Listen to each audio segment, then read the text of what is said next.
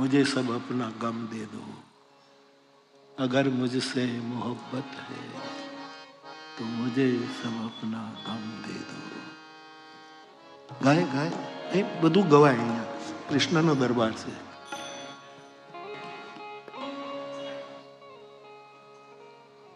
अगर मुझसे मोहब्बत है मुझे सब गम दे दो. अगर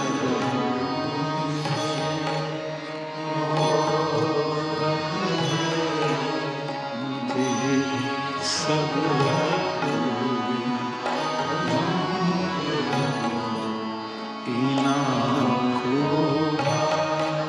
हर एक आंसू मुझे मेरी कसम दे दो. मुझसे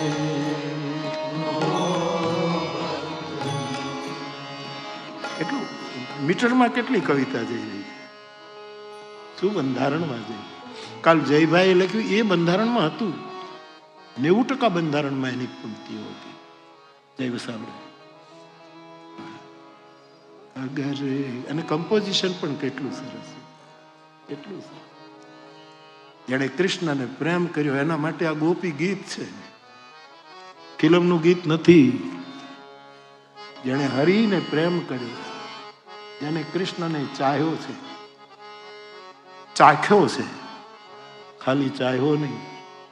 ते धरामृतम गोपी कहती है ते धरामृतम. अगर मुझसे मोहब्बत है मुझे सब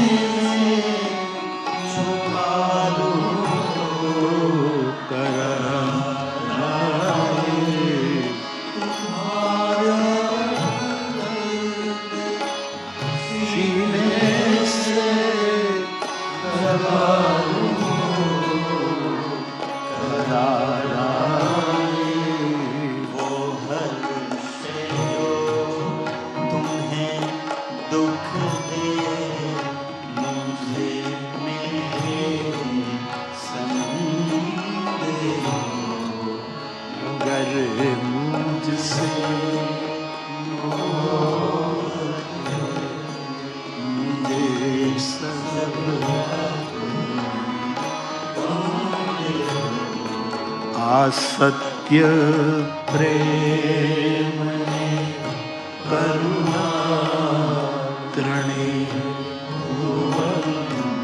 त्रिभुवन छे. व्रजनी गोपी छो मारू वनरावन त्रिभुवन छे. तो बाप हमारी चर्चा चल रही है कि भगवान कृष्ण में आटे गोपियों कहू दो अमारे कृष्ण नहीं जोईतो.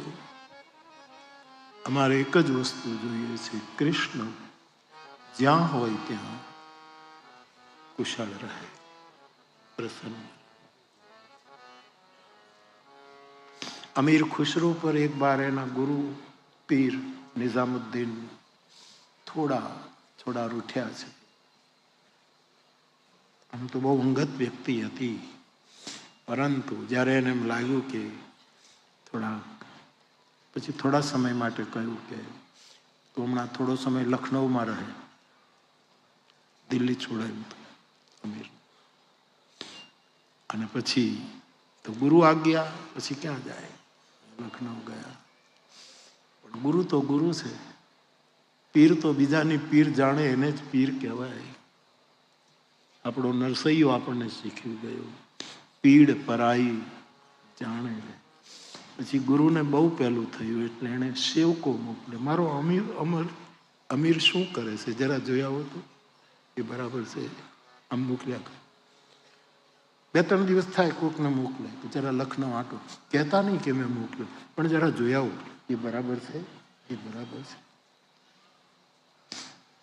એક બુદ્ધિશાળીને જ્યારે આ બધું સાંભળ્યું ત્યારે મહાપુરુષના એ સંપર્કમાં તેને કહ્યું કે તમને આટલો બધો અમીર ઉપર ઓલો ભાવ છે તો પછી શું કામ કાઢી મૂક્યું, અને હવે તમે આંખમાં આંસુ લાવો છો, શું કામ એમ કરો?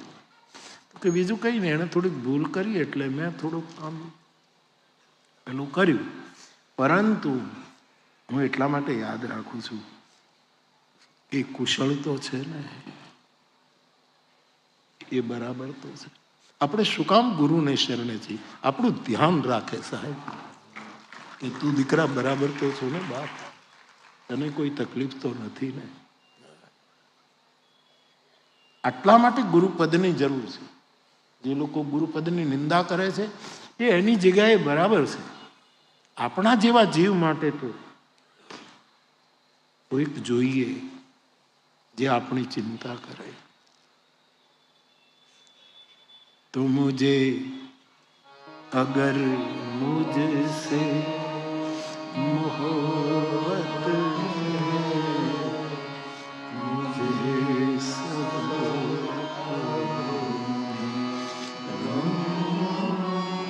तो મારું નિવેદન હતું બાપ આપના પ્રશ્નના જવાબમાં કે સત્ય, પ્રેમ અને કરુણા એનો આંસુ સાથે સંબંધ છે. એ અશ્રુ સાથે એનું જોડાણ છે. આપણે ઘણી વખત પ્લમ્બરે ભૂલ કરી હોય અને ગરમ પાણી અને ઠંડુ પાણી એમાં હોય તો ઠંડા પાણીમાં ક્યારેક એવી રીતે કાંઈક કનેક્શન થઈ જાય, ત્યાંથી ગરમ પાણી નીકળવા માંડે. ગરમ કનેક્શનની વાત છે. સત્ય, પ્રેમ અને કરુણાના સંકલ્પો કરીને જે જીવશે એનું કનેક્શન આંસુ સાથે થાય. અતિ કઠિન હૈ આત્મસમર્પણ, નવલ બોલે છે. ઉધો ગાવું ગોપી ગીત. કહ્યું મને 6 મહિનાની મુદ્દત આપો, હરિશ્ચંદ્ર વિશ્વામિત્રજીને કહે છે. મારા વજન બરાબર દક્ષિણાના રૂપમાં હું સોનું આપીશ. અને જ્યારે એમણે અયોધ્યા છોડ્યું, આખી અયોધ્યા જાર જાર રોવે છે. જેવા હરિશ્ચંદ્ર નીકળ્યા છે પહેરે વસ્ત્ર, અને રામાયણમાં જેમ રામજી વનવાસ માટે તૈયાર થાય અને માં જાનકીજી તૈયાર થઈ જાય કે ચાંદની ચંદ્ર વગર ન રહી શકે, પ્રભાસ સૂર્ય વગર ન રહી શકે, અને પડછાયો પુરુષ વગર ન રહી શકે, એમ સીતાએ કહ્યું રામને હું તમારા વગર અયોધ્યામાં એકલી ન. એવા જ વચનો શાસ્ત્રો કહે તારા બોલી કે આપ બીજા દેશમાં જાઓ તો હું અયોધ્યામાં ન રહી શકું.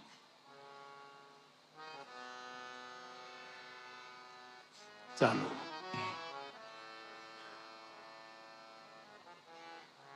બે જણા બહાર નીકળી ગયા. મારી પીડા રજૂ કરીશ આગળ. અમુક વસ્તુ આજે કથામાં આવે છે, થોડી મને સહ્ય નથી એટલે પીડા વ્યક્ત કરી. એમાં એવું બને છે કે બંને જણા નીકળે છે. થોડી મિનિટો પછી રોહિતને ખબર પડી, બાળક છે સાહેબ, સત્યની સાધના તમે જુઓ. બધાને પૂછ્યું મારી માં ક્યાં છે? પિતાજી કે તો છોડી. અને છોકરાએ દોટ દીધી સાહેબ. લોકોએ સમજાયું કે નહીં, સરયુના તટ સુધી બંને પહોંચે ત્યાં રોહિત આવી જાય છે. ત્રણેય યાત્રા કરે. સાહેબ એવું લખ્યું છે કે જ્યાં સુધી કાશી ન કાશી આખો દેશ ફરી ગયેલો, અવધ પ્રદેશથી કાશી, એ કાળની ભૂગોળ જે છે તે, એ વખતનું જે નકશો છે, માનચિત્ર છે, તે એમાં કાશી આખું બીજું જ રાજ્ય હતું, જ્યાં કાશીરાજ રાજ્ય કરતા.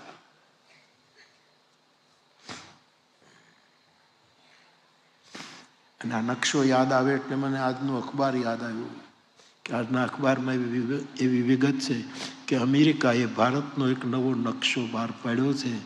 એમાં આપણો થોડોક ભાગ જે આપણા પાડોશી લઈ ગયા એ આપણા નકશામાં બતાવ્યું છે, અને ચાઇના લઈ ગયું હતું એ પણ આપણા નકશામાં બતાવ્યું છે.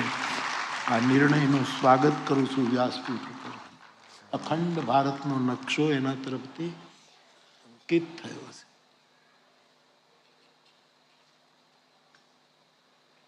સાહેબ અયોધ્યાના પ્રદેશમાં જ્યાં સુધી યાત્રા ચાલે છે ત્યાં સુધી અયોધ્યાનું અન્ન તો નહીં, એ દેશનું અન્ન નહીં ખાધું, ફળ પણ ન ખાધા, અને ત્રણેયને તૃષા લાગી પણ અયોધ્યાની પ્રદેશની નદીઓનું પાણી નથી પીધું. અમે કુરબાન છીએ, સત્યનો માર્ગ છે. અને સ્વામીજી એક સ્થિતિએ હવે કાશી પહોંચવાની તૈયારી, ભયંકર તાપ, લૂ વરસે છે, પણ લૂ વાય નહીં ત્યાં સુધી આંબા પાકતા જ નથી. સાહેબ કેરી પાકે છે, કેસર કેરીનો આપણો પ્રદેશ છે. જ્યારે અત્યંત ગરમ હવા લાગે છે ત્યારે કેરી પાકે છે. લૂ વગર કોઈ પાક્યા છે? હવે મને આ વાતો મેં બહુ કરી છે વ્યાખ્યાનના રૂપમાં, તો ઓચિંતા અહીંયા આવ્યું એટલે હું ગાઉં છું. એમાં બને છે એવું કે એક પ્યાઉં આવે છે, પરબ આવે છે પાણી પાવા માટે, અને આમ સોસ પડે છે, કંઠ રૂંધાય છે. હરિચંદ્ર નીકળે છે, નિમંત્રણ આપે, જળ પીતા જાઓ, તમે શ્રમિક છો. એને ખબર નથી આ કોણ છે. એક સમય તો એના હાથ પણ આમ થઈ જાય છે ખૂબ, અને પેલા પરબનો માલિક એને પાણી વળી પાછા હાથ ખેંચી, નહીં નહીં નહીં, મારે આ દેશ મેં આપી દીધો છે, એનું જળ પણ મારે નહીં પીવાય. નીકળી ગયા. એની પાછળ થોડેક દૂર તારા જાય છે, એને પણ એટલી જ તૃષા લાગે છે, અને એને પણ ના પાડી કે અમે જળ નહીં પીએ. એક માણસ સત્યને માર્ગે ચાલે ને એના આખા કુટુંબને સહન કરવું, આ નિયમ છે. અને એ નિયમ છે કે કુટુંબનો વડો એ બધી જ સુવિધા હોય તો જેમ બધી સુવિધાઓ આપણે ભોગવી લઈએ છીએ, એમ જ્યારે સત્યને માર્ગે જાય ત્યારે આવેલા કષ્ટો પણ ભોગવવા પડે છે. અહીંયા જે મને ખટકતી એક કડી છે તે કહું. આ બંને જણા બહુ આગળ નીકળી ગયા હરીશભાઈ, આટલું બધું આગળ ન નીકળે. છોકરું પાછળ રહી ગયું છે. આટલું પંથ કાપ્યો. રોહિત બહુ ચાલી શકતો નથી, બાળક છે. આ બંને જણા બહુ આગળ અને પાછું વળીને જોતા નથી. કદાચ એને ભરોસો હતો કે મારે માર્ગ ચાલનારા કદાચ મોડા પડશે પણ રસ્તો ફાંટીને બીજે નહીં જતા રહે, એ ખાતરી હશે. ઘણો સમય થયો પછી રોહિત આવે છે. બાળક તું પાણી પી લે. અને રોહિત કહે છે મારા પિતાએ પાણી પીધું, મારી માએ તો મારાથી પીવાય. એ માણસને એમ થયું કે આ પરબ બંધ કરી દેવું જોઈએ. આવા સત્યના ઉપાસકોને જો આપણે પાણી ન પાઈ શકીએ તો આ પરબમાં ધૂળ પડી, એવો વિચાર આવે.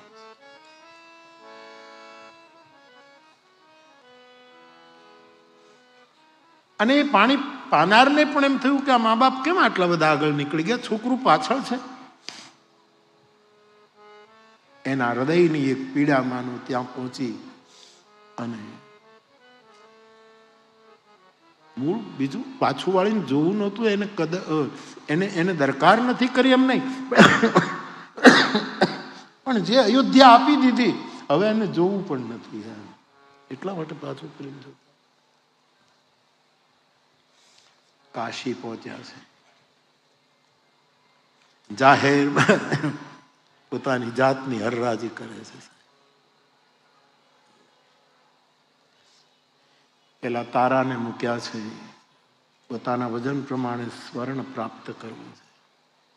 તપોધન બ્રાહ્મણ તારાને ખરીદે છે, સારી રીતે રાખે છે. અને પછી રોહિતને મૂક્યા. 2-3 કથા આવે છે કે એક માળી એને ખરીદ્યા, પણ હું એમાં નથી જતો. મને એમ લાગે છે કે એ બ્રાહ્મણે જ કહ્યું કે આ તમારું બાળક છે કે હા, તો એને હું જ ખરીદી લઉં છું, એટલે મા દીકરો સાથે રહે. તમે માર્ગે ચાલો ને તો મદદ પણ મળે. વિઘ્ન તો આવે પણ મદદો પણ મળે.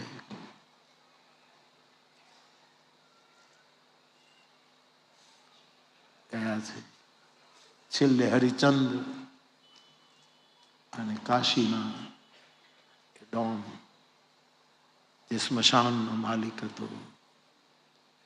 કેટલી સમૃદ્ધ કેટલી હશે કાશી, કલ્પના કરો. ત્યાંને ખરીદે છે. ખેમરો એ જ મશાણી, કાગ બાપુ લખે છે, ખેમરો મશાણી. ત્રણેય વેચાયા અને જેટલું સ્વર્ણ વજનનું જોઈએ એટલું સ્વર્ણ પ્રાપ્ત થયું છે, સોનું. સ્મશાનની ચોકીદારી હરિચંદ્રને, અને પછી તો સ્મશાનમાં જ રહેવું ને એમાં એનું આખું રૂપ બદલી ગયું. હરિશ્ચંદ્રનું આખું રૂપ. સમય એવો આવે છે કે રોહિતને સર્પ દંશ થાય છે. કેટલું ફૂલ જેવું છોકરું, એને સર્પ દંશ દીધો, નિષ્પ્રાણ બને છે. બ્રાહ્મણ દેવતાને વિનંતી કરે છે તારા કે હું મારા બાળકનો અગ્નિ સંસ્કાર કરી આવું. જાઓ. રોહિતને લઈને તારા એ સ્મશાનમાં આવે છે.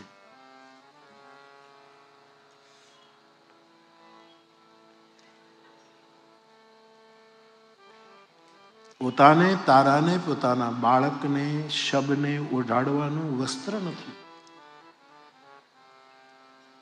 અયોધ્યાની મહારાણીએ પોતાની સાડી ચીરી નાખી,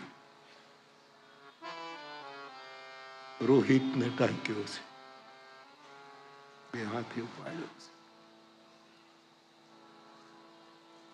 રાતના અંધકારમાં તારાઓ ચમકે છે.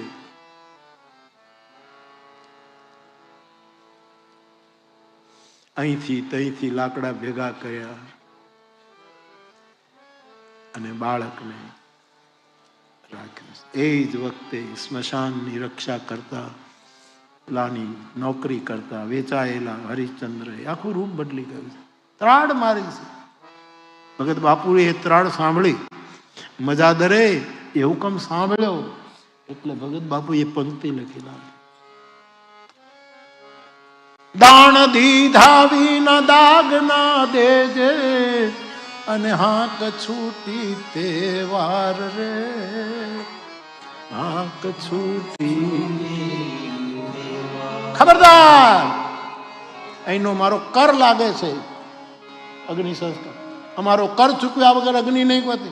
હુકમ કર્યો, હાથમાં મોટી લાઠી છે, કટી ભાગ ઉપર એક શરીર સ્મશાનમાં રહીને કાળું થઈ ગયું છે, દાઢી વધી ગઈ છે. અયોધ્યાનો સમ્રાટ, સત્ય ઉપાસક. પરંતુ જેમ જેમ નજીક જાય છે, અવાજ તારા ઓળખી ગયા. આ તો મારા પ્રભુનો અવાજ છે. અને તારા જે 2-5 વાક્ય બોલ્યા એને હરિચંદ પણ ઓળખી ગયા. સત્ય કર્તવ્ય વહન કરવા માટે કેટલું કઠોર બનતું હોય છે. અને મુજે ગમે પાછું. હરિચંદ્ર પૂછે કે રોહિત ક્યાં? રોહિત ક્યાં છે? મહારાજ, રોહિત નથી. મતલબ એને સર્પદંશ થયો છે. હું અગ્નિ સંસ્કાર કરવા આવી છું, મારી પાસે કઈ નથી.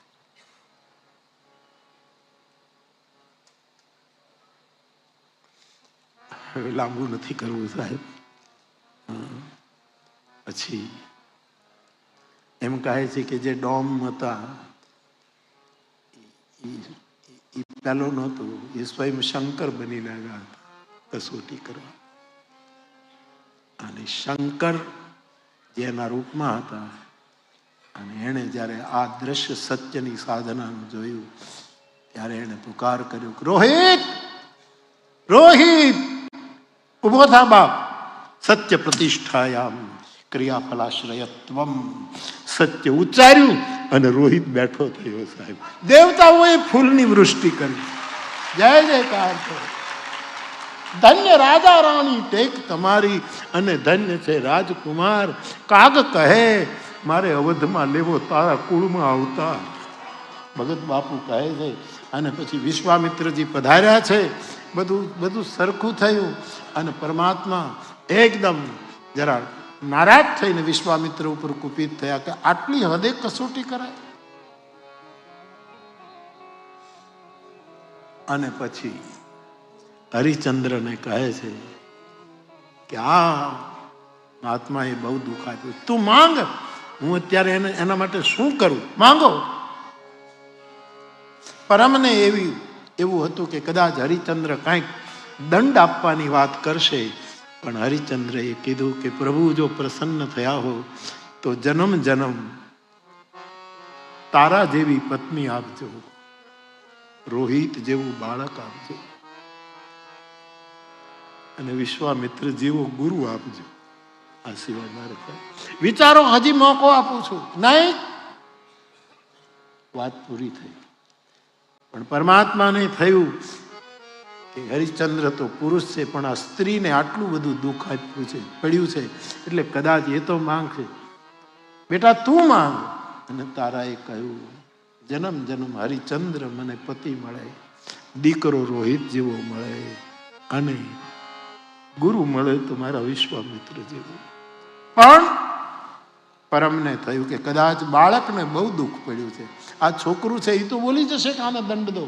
અને જ્યારે રોહિતને પૂછ્યું ત્યારે કહ્યું, બાપ મળો તો હરિચંદ્ર, માં મળો અને ગુરુ મળો તો મહર્ષિ કૌશિક જેવું.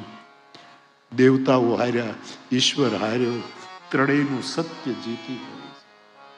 આપ જ્યારે સત્યનું પૂછો છો ત્યારે કાં તો 1 મિનિટ લાગે, કાં તો 2 મિનિટ લાગે, કાં તો 5 કલાક લાગે, પણ જે સત્યમાં પ્રતિષ્ઠિત થયા, જેનામાં સત્ય પ્રતિષ્ઠિત થયું, અને બંને પરમ સત્યમાં જે પ્રતિષ્ઠિત થયા હશે, ક્રિયાફલાશ્રયત્વમ, એનું ફળ તુરંત આવે. એટલે માર્ગ બહુ કઠિન છે બાપ, બહુ જ કઠિન છે. પણ જે માર્ગે ચાલશું એની વાત આખી જુદી છે. બાપનો એ પ્રશ્ન હતો, એટલે મને અવસર મળ્યો કે દ્વારકામાં મને હરિચંદ્રને ગીત ગાવાનું. હરિચંદ્ર હરિચંદ્ર, એના માટે ઘણી કથાઓ છે. મેં તો આનો બધો જે સાર તાર્યો હોય એ આપની પાસે મૂકી દીધો છે. એક પ્રશ્ન એવો છે, 1 મિનિટ.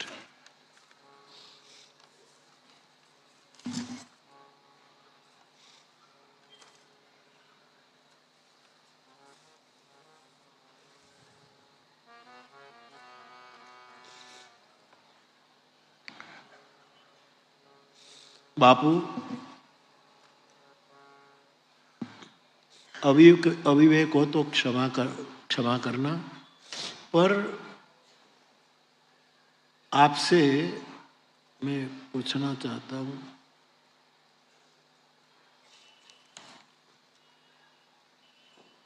हाँ, ભગવાન કૃષ્ણને जो परित्राणाय साधुनाम विनाशाय च दुष्कृताम गीता में आया, मूल तो महाभारत, तो आपने ये पूछा कि त्रिभुवन दादा महाभारतनी कथा कहता एमा तमने आ श्लोक माटे कई कहेलू? हाँ, दादाए एटलुं कहेलू कि कृष्णनो अवतार केवल आटला माटे ज थयेलो। आटला 5 कारण छे।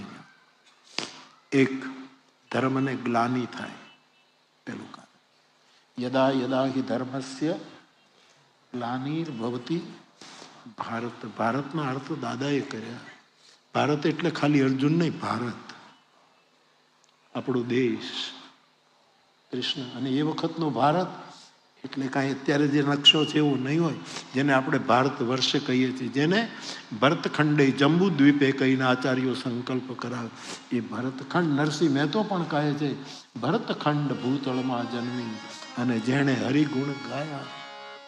એટલે આખા રાષ્ટ્રને જાણે સંબોધતા હોય એમ કહે કે જ્યારે જ્યારે ધર્મને ગ્લાનિ થાય, ग्लानिर्भवति भारत अभ्युत्थानम अधर्मस्य।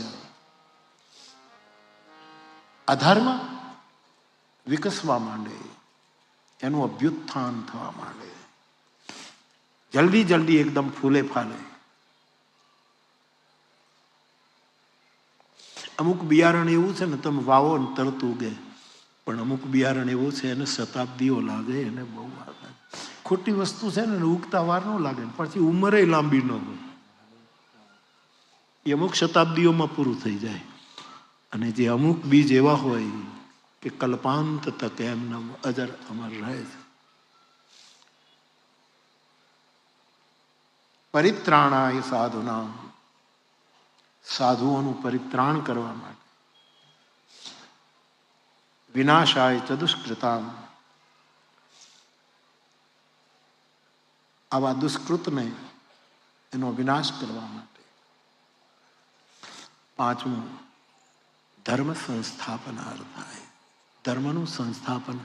कुल कृष्ण अवतारना 5 ज कारणों छे, कुल 5 ज कारणों। आना माटे हूँ युगे युगे अवतार लઉં છું। હવે સાહેબ યુગે યુગે અવતાર લઈને આપણા માટે જો આમાં કેટલાય ચૈતન્ય મહાપ્રભુ આ માર્ગે ચાલ્યા, કેટલા ગાંધી સત્યને માર્ગે ચાલ્યા, ચૈતન્ય પ્રેમને માર્ગે ચાલ્યા, કેટલા મહાપુરુષો ચાલ્યા। એનું શું થાય? કૃષ્ણ એમ કહે કે યુગે યુગે આવું એટલે વળી પાછો જ્યારે યુગ આવે ત્યારે નહીં નહીં। ગુણવંતભાઈ શાહ ઠીક કહે છે કે સંભવામી ક્ષણે ક્ષણે, ક્ષણે ક્ષણે, જ્યારે જરૂર પડશે ત્યારે હું આવીને ઊભો રહીશ। एवा कृष्ण अवतारनी कथा मानसना आधारे ज्यारे आपणे अहींया गाई रह्या छीए त्यारे मैंने गई काले कह्युं हतुं के ये बीज छे, महाभारत माटेनुं बीज रूप आ 2 ચોપાઈ। आखी महाभारतनी कथा 2 ચોપાઈઓમાં राखी दीधी छे, संक्षेपमां समासमां बधुं ज कही दीधुं। એટલા માટે आ विषय द्वारकाधीशनी नगरीमां उपाड्यो छे। बीजी चेतना पहला ચોપાઈ गाई लो।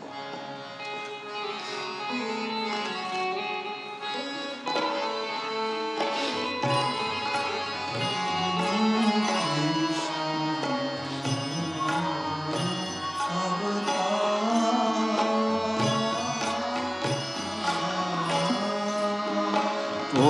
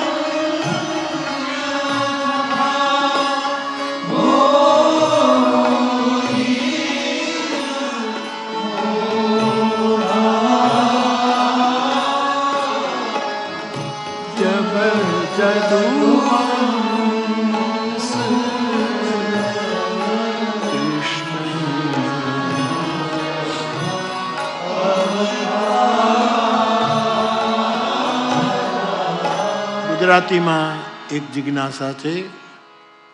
આપનું ફ્લાવર એમ કરીને નામ નથી લખ્યું. લખ્યું બાપુ પ્રણામ. બાપુ, કાલે રૂક્ષ્મણી મંદિરમાં દર્શન કરવા જતા એક પ્રશ્ન થયો. આ રૂક્મિણીનું મંદિર છે ત્યાં.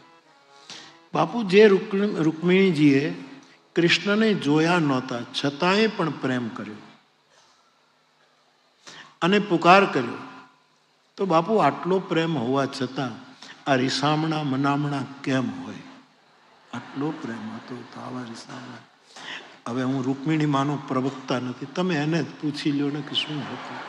કોઈના ખાનગી જીવનમાં ઉતરવું એ માનવતા નથી. આપણે એમાં ન પડાય, એમાં ચંચુપાત આપણે ન કરીએ.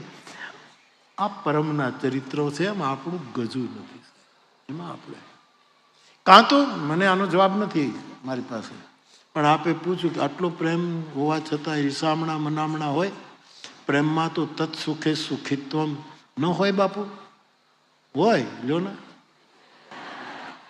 અને જો બાપુ હોય તો જવાબ આપો. આપણું ગજું નહીં. આવા પ્રશ્નો ઉઠે ને એ મનને એક બાજુ મૂકી દો. મન ઊભું કરે મન. એક ભાઈ એક ડોક્ટર પાસે ગયો. ડોક્ટર સાહેબ, ડોક્ટર કીધું શું તકલીફ? બીજી કાંઈ તકલીફ નથી, તમે આમ કેટલા તંદુરસ્ત છો અને 25 વર્ષના છો, તમારે તકલીફ શું છે? તો કે આમ બીજી કોઈ તકલીફ નથી. ઊંઘ આવી જાય? અરે પૂરેપૂરું. ખાવાનું કે અરે વાત જ કરો, ખાવાનું.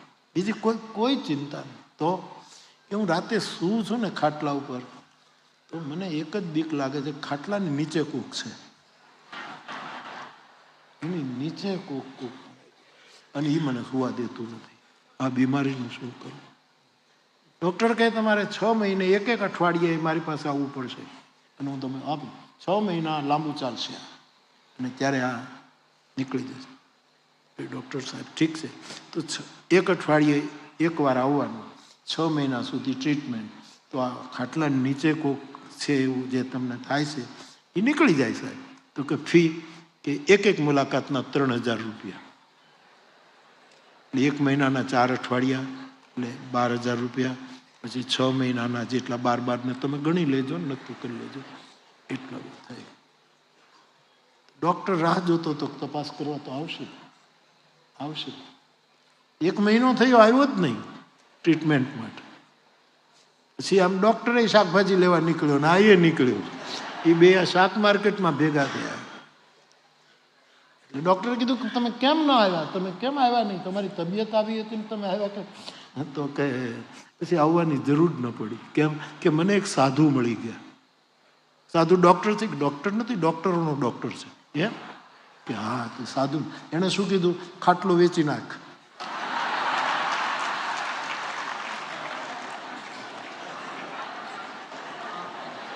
ખાટલો કાઢી નાખે, નીચે ગોદડું પાથરીને પડ્યું રહે, તારે કોઈ ખાટલા નીચે કોઈ.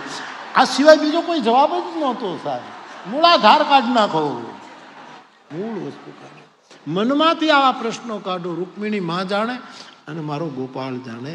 એ તો પરમની લીલા છે સાહેબ. આમાં કોઈ એક સીતાજીને ભગવાન રામે વનવાસ આપ્યો, સગર્ભા. સીતાજીએ ક્યાંય ફરિયાદ કરી છે? નથી કરી. આપણે શું કામ ઉપાડો લીધો? એને કોઈ ફરિયાદ નથી. પણ આપણે પછી તો લોકો આ કલ્પન શબ્દ જ્યારથી આવ્યું છે ને, રાજેન્દ્ર બાબુ વિદેશ ગયા, આપણા પ્રથમ રાષ્ટ્રપતિ. એને કોઈ પત્રકારોએ પૂછ્યું કે તમારા દેશની સૌથી શ્રેષ્ઠ વિશેષતા ક્યાં, શું છે? એમણે બહુ સરસ જવાબ કે એક વિશેષતા છે. શું? હજી અમે હમણાં આઝાદ થયા છીએ, પણ વિશેષતા કે અમારા દેશમાં અમુક લોકો એવા વસે છે કે એને કોઈ ખરીદી નથી શકતું. એ કોણ? કે સાધુ. રાષ્ટ્રપતિનો જવાબ.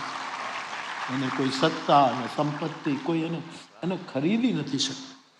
અને પત્રકારને સમજાયું નહીં એટલે એને પાછું પૂછ્યું કે આ કલ્પના છે કે હકીકત છે? કેટલો તાર્કિક જવાબ આપ્યો, કારણ કે એને સમજાવી શકાય એમ નથી. એટલે રાજેન્દ્ર બાબુએ એમ કહ્યું કે આવી કલ્પના પણ હિન્દુસ્તાન જ કરી શકે, બીજો કરી જ ન શકે. તમારી તાકાત નથી કે આવું કલ્પન પણ તમે કરી શકો, આ કલ્પના પણ મારો દેશ જ કરી શકે, ઋષિમુનિઓનો દેશ જ કરી શકે. છોકરાએ કીધું કે મને એક સાધુ મળી ગયા, કીધું ખાટલો વેચી નાખતું, આપી દે, કોકને આપી દે. પછી ડોક્ટર એ શાક માર્કેટમાં ગયો જ નહીં કોઈ દી જિંદગી. તો બાપ રૂકમિણીમાં અને ગોવિંદ, બાકી એ તો બધી લીલાઓ છે સાહેબ. અને અમુક સમય થાય ને પછી ત્રાપજકર દાદાએ લખી નાખ્યું છે, કવિ ત્રાપજકરની પ્રસિદ્ધ પંક્તિઓ છે. સમીપ સંતાપ છે, જા જા મજા છે, હવે દૂર રહેવા.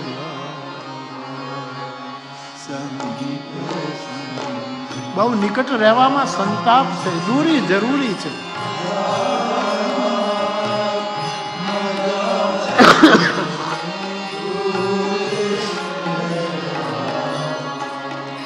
સમીપ સંતાપ છે, જા જા મજા છે, દૂર રહેવા.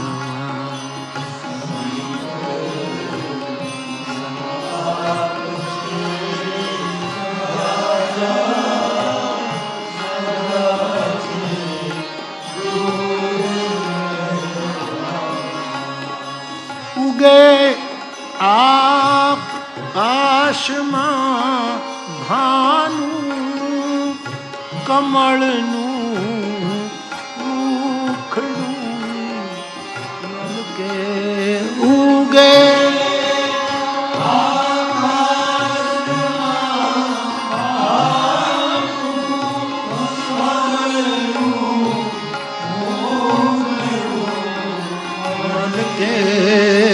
કમળ.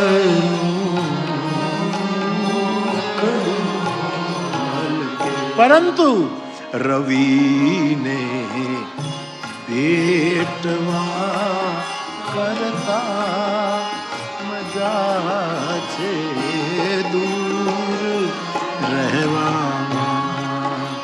રવિ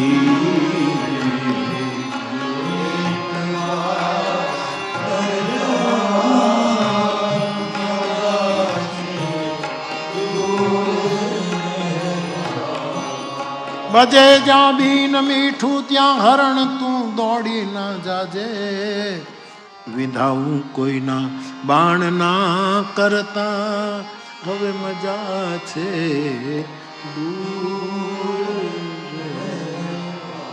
પણ પતંગો એ નહીં સમજે, અગર સમજે તો કહી દેજે.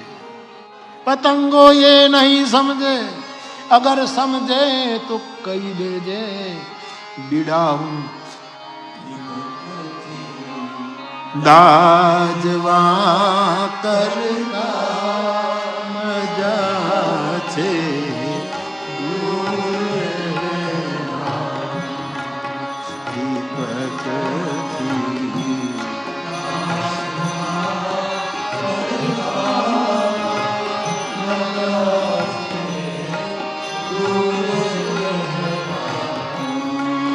સમીપ સંતાપ છે, જા જા મજા છે, દૂર રહેવામાં.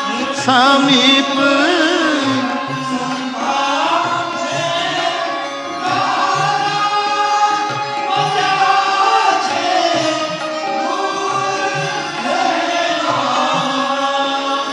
મજા છે, દૂર રહેવામાં.